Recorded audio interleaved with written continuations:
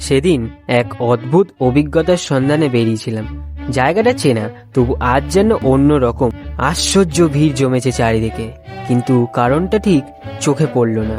মানুষজন এদিকে ওদিকে ছুটছে, যেন কোনো গোপন ছবির শুটিং চলছে। চারিপাশে শুধু চলচ্চিত্র আর চলচ্চিত্রকারদের গন্ধ। একটার পর একটা ফ্রেম যেন নিজেরাই গল্প বলে দিচ্ছে। ঠিক তখনই চোখে পড়ল আমার সেই বহুদিনের হারিয়ে যাওয়া বন্ধু।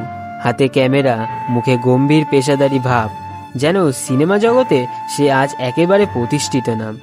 দৃশ্যটা দেখে নিজের অজান্তেই হাসি পেল।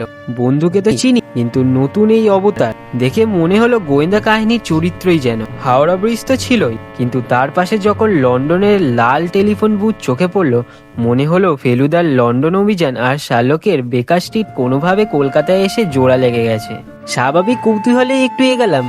এগিয়ে যেতে দেখি সিনে আড্ডার ভিড় জমাট বেঁধে আছে। এক একটা মুখ যেন এক একটা গল্প।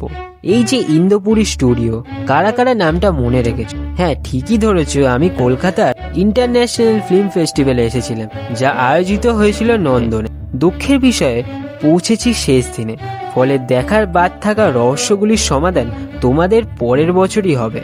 তাই যদি এই বছরে গল্প জানতে চাও, তাহলে অপেক্ষা করো আগামী উৎসব পর্যন্ত। আর যেটা ভুলবে না, যাওয়ার আগে কমেন্ট করে অবশ্যই জানাবে তুমি কি ফেলুদা ভক্ত নাকি ব্যোমকেশ।